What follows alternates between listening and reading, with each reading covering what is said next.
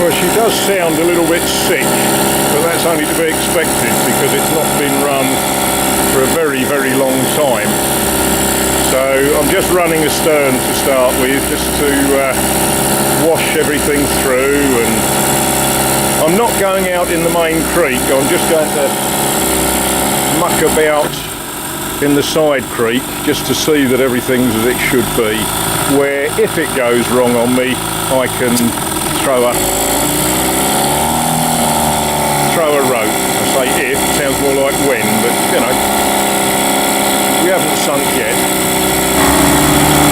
A little bit of forward just to show that she does. Yeah, this is better, this is good.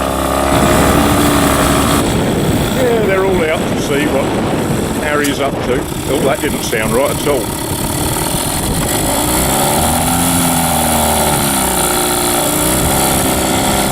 That did not sound right.